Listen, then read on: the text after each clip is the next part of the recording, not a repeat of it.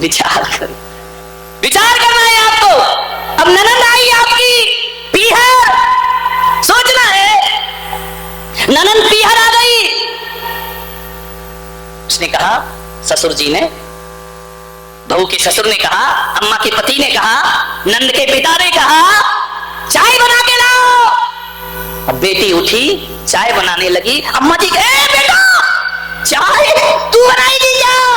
अरे अभी चाय बना ली तो कौन सी बेटी तुम्हारी दुबली पतली है? अरे तू मत बना, ससुराल में इतना काम करती है, यहाँ भी काम करेगी। 4 दिन को तो आई है, बेटा आराम कर ले। उसने कहा, मम्मी क्या हुआ, चाय बना। अरे वो भाभी है ना। तेरे की। अब आप बताइए, घरों में नरक बनाने के काम है, विचार करिए। घरों में लड़ाइयों के काम भाभी बना लेगी, तू बैठ जा। तेरे की बताइए, एक प्याला चाय बेटी बना देती तो कौन सा उस पे बोझ टूट पड़ता, कौन सा उसको कष्ट हो जाता। लेकिन अम्मा तुमने ये बात बोल के अपने घर में दरार पैदा कर दी है। एक कप चाय यदि बेटी बनाती तो घर खुशहाल हो जाता। तुमने कहा भाभी बनाएगी, भाभी ने कहा अच्छा, अभी तक अपनी भी बनाओ और ये आगे इसकी भी बनाओ। अक्षरी महाभारत प्रस्तुत करता गोदरेज, ध्यान रखिए। इतनी सी बातों में झगड़े हो जाते हैं। क्या बिगड़ गया, बेटी ने बना ली तो। वो एक प्याला चाय तुम्हारे घर में भेद की रेखाएं खींच दिया करता है, ध्यान रखिए। 1 घंटे अम्मा जी मंदिर में पूजा पाठ करे, 5 पूजा करके आए, बहू बेटी में भेद रखे तो अपनी नजरों में धार्मिक हो सकती है, लेकिन भगवान की नजरों में धार्मिक कभी नहीं हो सकती है। मानिए, थोड़ा सा बदलिए, स्वभाव बदलिए, घर बदल जाएगा, बुढ़ापा आराम से कटेगा। सोचना है, बुजुर्गों को थोड़ी सी जीवन शैली बदलना पड़ेगी। आज की विचारधारा में जीना होगा। बुजुर्गों से भी तो परेशान है। अब एक पोता जैसे तैसे उसे गाड़ी में बिठा के मंदिर ले आए, अब पीछे दादाजी बैठ गए, आगे लड़का बैठा है। अब आज का लड़का और तुम बुढ़ापा, तुम्हारा बुढ़ापे का कितना बड़ा गैप है। अब रास्ते भर उस बच्चे के पीछे लगे रहेंगे, धीरे चला धीरे चला धीरे चला धीरे। अरे यार क्यों धीरे धीरे, उसका जान माथा दुखा दिया तुमने। उसने कहा दादाजी बैठे रहो, मैं संभाल लूंगा ना, मुझे आता है। अरे धीरे चला धीरे चला, उसका ऐसा दिमाग खराब किया तुमने, उसने जाके सामने वाले में गाड़ी ठोंक दी। ध्यान रख, अब वो बच्चा कहेगा दादाजी मैं रोज लाता, तुम माथा क्यों खाते हो मेरा, चुपचाप बैठे रहो। जब गाड़ी में इतनी स्पीड है तो क्यों पीछे लगे रहते, धीरे चला धीरे चला, और धीरे ही चलना है, उधर जाओ चले जाओ मंदिर। ज्यादा हस्तक्षेप मत करिए मान्यवर। बहू कहाँ जा रही कहाँ आ रही बार बार टोकोगे। दिन भर महाराज के पास रहती है, दिन भर यहाँ घूमती रहती है, उसी में लगी रहती है, बहू का माथा खराब हो जाएगा। ध्यान, जमाना बदल गया है। अब वो बेटे नहीं है कि तुम बोलो 14 साल का वनवास तो राम जी बीवी को लेके चले जाएं। अब तो कहेंगे बुढ़ऊ तुम्हारा वनवास, ये घर हमारा, साइन करो। ध्यान रखिए, जमाना बदल गया है। बदले हुए जमाने में बदले हुए विचारों को जिए।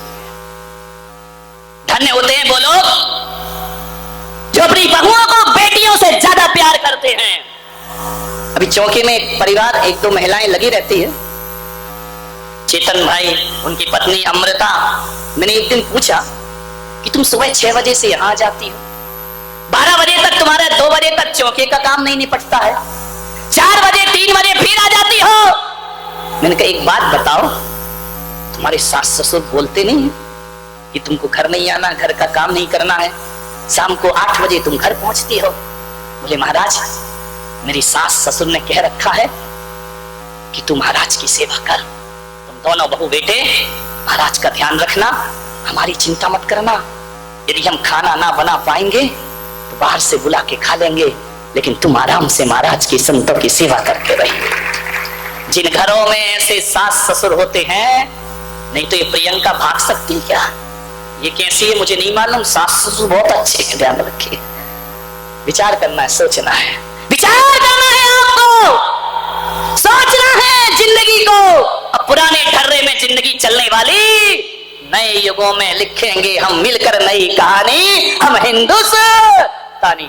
घर में झगड़े हो जाएं, दादाजी आए, बहू रो रही हो, साथ में झगड़ा हो तो कहना छोड़ो कल की बातें, कल की बात पुरानी, नए युगों में लिखेंगे हम मिलकर नई कहानी, हम हिंदुस्तानी। अभी तो बोलो हम हिंदुस्तानी।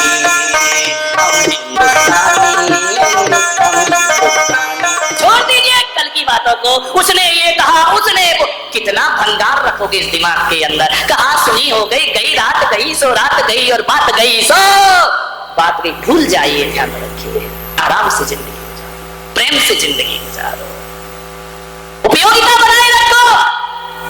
बुढ़ापा नहीं तो बहुत दुखदाई हो जाएगा। लिखो, लिख सकते हो अच्छा लिखो, पढ़ सकते हो अच्छी किताबें पढ़ो, ये भी नहीं कर सकते हो मंदिर जाओ, अभिषेक करो, पूजा पाठ करो, 2-3 घंटे वहां बिताओ, तुम्हारा शांति धारा में मन लगे या ना लगे, 4 घंटे मंदिर में रहोगे तो बहुत कुछ शांति धारा तो अपने आप हो जाएगी, उसके जीवन में आनंद। लेकिन क्या करे ये बुढ़ा, अम्मा जी बड़ी ताली बजा रही, क्या बात है, बहुत खुश है। क्या करे, बुढ़ापे में आसक्ति नहीं छूटती है, बुढ़ापे में मेरा मेरा मेरा दिखता है। नहीं, मेरे एक बूढ़ा मर रहा था इस बारामती के अस्पताल में, अब मर रहा था, लोगों ने कहा बुढ़ापे तेरा अंतिम समय है, डॉक्टरों ने कहा बुला ले अपने रिश्तेदार। अरे बोले अंतिम है, बोले हाँ, बोले बुलाओ सबको, सबको बुलाया गया। बड़े बेटे से कहा बेटा तू एक काम कर, सिद्धेश्वर रोड के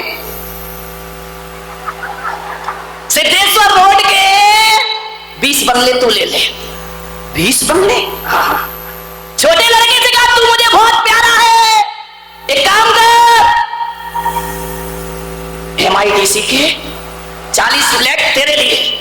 अरे नर्स तो पागल हो गई कि 20 बंगले 40 फ्लैट। बेटी से कहा बेटी एक काम कर, सिनेमा रोड जहां अजित भाई बड़ूचकर रहते हैं, उस लाइन की जितनी दुकानें सब तेरी। अरे अजित बड़ूचकर ने कहा तेरी तो मेरी क्या होगा। ध्यान रखिए, विचार करिए। पत्नी से कहा ये सराफा बाजार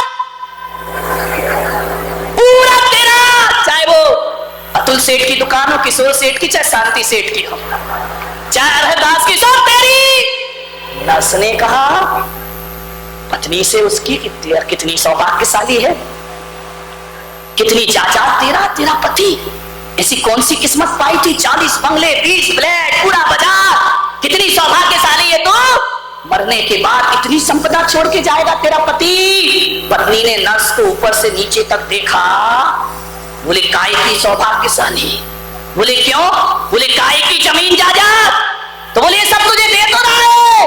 अरे बोले दे नहीं रहा है, ये पेपर बांटता है। समझ गए क्या, कह रहा कल से तुम बांटना यहाँ। विचार करी, तुम क्या सोचे अजित भाई घबरा गए क्या कि अपनी दुकान जाने वाली है। बोले पेपर बांटता है, काय की तकदीर में ये पेपर की जिम्मेदारी सौंप रहा है सबको। विचार करना है, बड़ा बड़ा मर रहा और हाय हाय कर रहा, आदमी मरते दम तक हाय हाय नहीं छूटा। मुल्ला नसरुद्दीन अस्पताल में एडमिट हो गया, मरने का ऑक्सीजन लगा दिया। मुल्ला ने कहा मेरा बड़ा बेटा कहाँ है, उसे बुलाओ। बड़े बेटे ने कहा अब्बू जान यहीं खड़ा हो। तो बोले मेरा छोटा बेटा कहाँ है, बोले मैं भी यहीं खड़ा हूँ। बोले मेरा मंझला बेटा कहाँ है, बोले मैं पैरों के पास खड़ा हूँ। मेरी पत्नी कहाँ है, बोले तुम्हारे सिराने खड़ी हो। मुल्ला ने ऑक्सीजन निकाल के फेंका, बोले अरे कमबख्तो जब सब यहीं खड़े हो तो दुकान पे कौन है। विचार करिए, मर रहा लेकिन दुकान नहीं छूट रही है, बड़ा बड़ा मर रहा और हाय हाय कर रहा। ध्यान रखिए, ऐसा बुढ़ापा क्यों जीते हो मेरे भाई, बुढ़ापा बड़ा आनंद का जियो, बुढ़ापा बड़े भजन का जियो, ज्यादा इंटरफेयर मत करो, ज्यादा बोलो मत। मैंने कहा था ना कि बच्चा जब छोटा है तो उससे बच्चे जैसा व्यवहार करना, और बच्चा जब कंधे तक आ जाए तो दोस्त जैसा व्यवहार करना, और बच्चा जब खुद बाप बन जाए तो पड़ोसियों जैसा व्यवहार करना। तुम्हारा जीवन आनंद में बदल जाएगा। तुम बाप ही बने रहते हो हमेशा। अब वो खुद बाप बन गया मेरे भाई। आज अजित भाई की पत्नी मेरे पास आई है, उनके देवर है, कौन है, किरण भाई। मैंने कहा ये कौन है, बोले ये बच्चा है इनका। उनकी पत्नी ने बोला चुप हो, क्या बच्चा है, वो खुद बाप बन गया है, बच्चे ही बच्चा बोलते रहोगे क्या। ध्यान रहे, बोले अब बड़ा हो गया है, अब तो बड़े बन जाओ मेरे भाई, बुजुर्गों से निवेदन है। आनंद के साथ जीवन जियो, पड़ोसियों जैसा व्यवहार करो, घर घर में सुखी रहना है, पड़ोसी जैसा व्यवहार कैसा होता है मालूम है? बहू से भी पड़ोसी जैसा व्यवहार करो, बेटे से भी पड़ोसी जैसा व्यवहार करो। मान लो दादाजी या अम्मा जी पड़ोस के घर निमंत्रण में गई, भोजन करने को गई। अब आप देखिए वहां जाकर के, जैसे ही आप पड़ोस में जाएंगे, पड़ोसिन कहेगी आइए दादाजी, पड़ोसी कहेगा आइए अम्मा जी पधारिए। जब वो कहेंगे आइए, तब आप अंदर जाएंगे, सोफा पड़ा हुआ है, बैठिए ना दादाजी बैठिए। दादाजी जब तक नहीं कहोगे तब तक बैठने वाले नहीं है। वो कहेंगे बैठिए तो आप बैठ गए। फिर खाना परोसा जाएगा, अब आप खाना खा रहे हैं, मजा नहीं आ रहा है, स्वाद नहीं आ रहा है, दादाजी और लीजिए। नहीं बस बेटा बस, अब नहीं चाहिए। अरे ले लो ना दादाजी। अरे बस बेटा मुझे नहीं चाहिए। बोले क्यों, खाना अच्छा नहीं लगा? भीतर से तो अच्छा लगा नहीं है, लेकिन ऊपर से क्या बोलोगे कि ऐसा थर्ड क्लास खाना बनाया, बकवास बनाई है। ऊपर से नहीं नहीं नहीं बेटा बहुत अच्छा खाना है, आज मेरा पेट भरा हुआ था इसलिए नहीं कहा। खाने की चिंता में बहुत स्वादिष्ट खाना है। पड़ोसिन से कहोगे ना घर की बहू अच्छा ना बनाए तो फिर क्या बोलोगे? बोलो बोलो, मुंह खोलो। घर में तो दिन भर बड़बड़ करते, बोलो क्या बोलोगे? ये बनाया है, तुझे खाना बनाना नहीं आता है। जो थाली है वो सुदर्शन चक्र बन जाएगी, ध्यान रखना। पड़ोस में बोलती बंद क्यों हो गई, घर में क्यों बोला जा रहा है? इसलिए मैंने कहा जैसे पड़ोस के घर में जाते हो, टीवी कहाँ रखा है आप देख सकते हो, लेकिन इंटरफेयर नहीं कर सकते हो, आप बोल नहीं सकते हो। आपको लग रहा फ्रिज गलत जगह रखा है, आप बोल नहीं सकते, चुपचाप देखोगे। आपको लगा सोफा सही नहीं है, आप बैठकर चुपचाप चले आओगे, लेकिन टोका टाकी नहीं करते हो। वही मैं आपसे कह रहा हूं, ऐसा ही जीवन अपने घर का बना लो।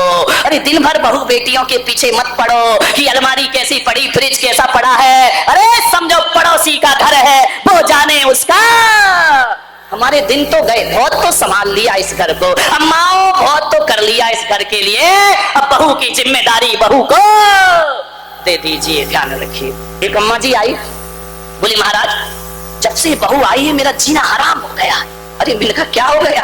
अरे बोले इतनी सुखी थी मैं, इतनी सुखी थी, कहां से फंस गई अपने लड़के के लिए। ऐसी लड़ाकू बहू लेके आई हूं, दिन भर लड़ती है। तो मैंने कहा क्या करूं अम्मा जी? बोले कुछ उपाय हो तो बताओ। बोले मैं विट्ठल भाई के पास गई थी, ज्योतिषी के पास। तो विट्ठल ने जैसे ही पत्रिका देखी तो बोले तेरे को तो साढ़े साथी शनि लग रहा है। ज्योतिषाचार क्या बताएगा? बोले साढ़े साथी शनि लगा हुआ है।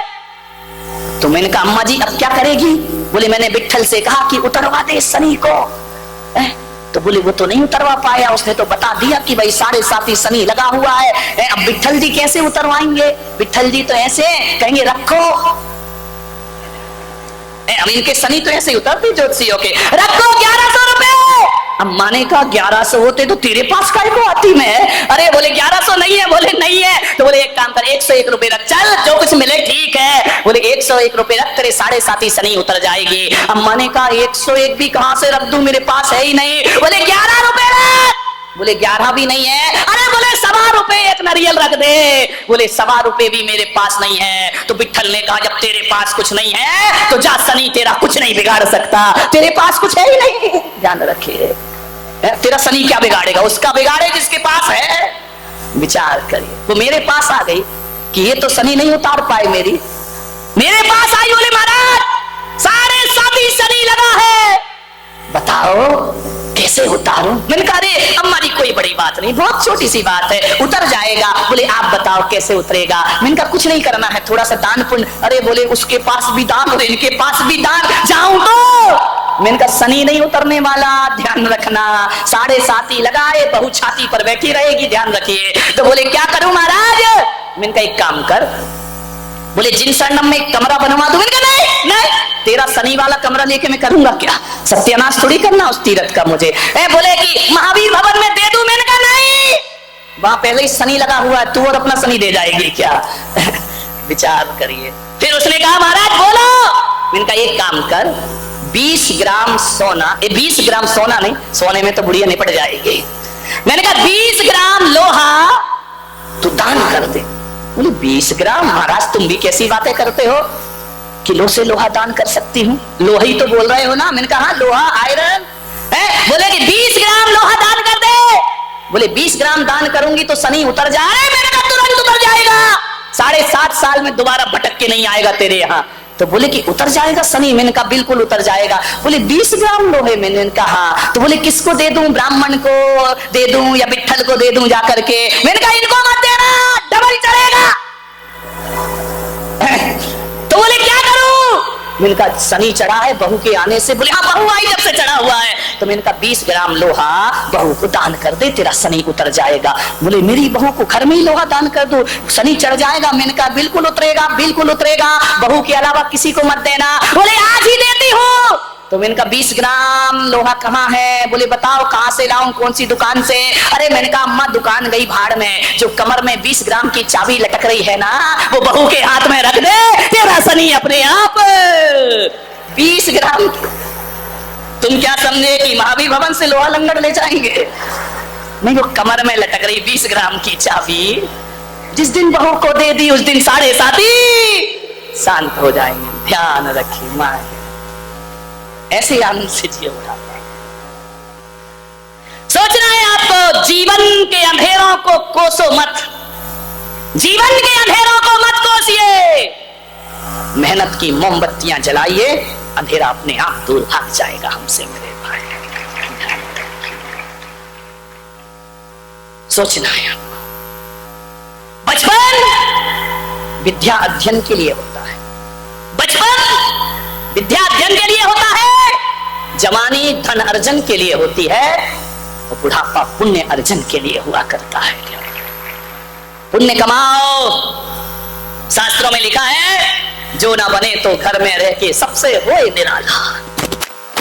तुम्हारा मकान होगा, घर होगा, बूढ़े हो गए हो, एक कमरा ले लो, बहू को खाना बनाने दो, बहू को घर चलाने दो, उसे जैसा रखना है रखने दो, तुम एक कमरा ले लो, भगवान का भजन किया करो, ईश्वर का ध्यान करो। अब आपकी उम्र भजन की है, आपकी उम्र पूजन की है। लोग कहते हैं बच्चे मंदिर नहीं आते। मैंने कहा बच्चे आया ना, ये बताओ ये बूढ़े शाम को कहां जाते हैं? विचार करो, ये भी मंदिर नहीं जाते हैं, शास्त्र सभा बंद हो गई है, पूजा में बूढ़े भी दिखाई नहीं दिया करते हैं। मान्यवर, आपकी उम्र हरि भजन की है, विचार करिए, दाल रोटी खाइए, प्रभु के गुण गाइए, रही जिंदगी। सोचना है आपको, चिंतन करना है। पुरानी नाव में ज्यादा सामान भरोगे, नाव डूब जाएगी, ध्यान रखना। पुरानी नाव हो गई है, शरीर ने जवाब दे दिया है, इंद्रियों ने जवाब दे दिया है, मन अभी जवाब नहीं दे रहा है, ध्यान रखना। शरीर शिथिल पड़ गए, कामना शिथिल नहीं पड़ी है। सोचना है